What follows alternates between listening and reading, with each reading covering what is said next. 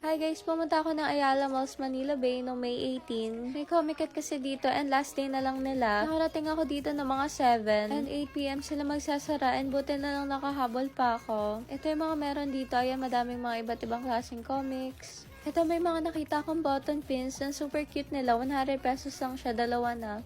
Nahirapan pa ako mamili kasi lahat ng mga design niya ang gaganda. Pero ito yung nagustuhan ko, yung waves, kaya ito yung binili ko. May nakita pa ako mga washi tapes. Ito merong Jujutsu Kaisen.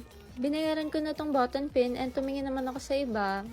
Pumunta naman ako dito, nakita ko naman tong mga mystery pouch. 150 pesos siya. Yung laman niya is mobile grip.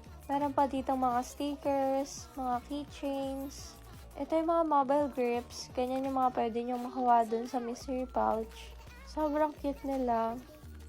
Nakita ko naman itong mga top loader frames. Meron siya iba't ibang mga design na nakukit niya. 100 pesos naman to isa. Tapos may nakita pa akong Genshin Impact na mga acrylic keychain. Ang galing kasi pag sinishake mo sila, ayan, gumagalaw yun na sa loob niya. Binili ko na tong top loader na frame. Sobrang cute niya kasi, kamukha niya yung chocolate. Tapos ito ang galing kasi may kasama pa siyang freebies. Comment kayo guys kung gusto niyo ng part 2.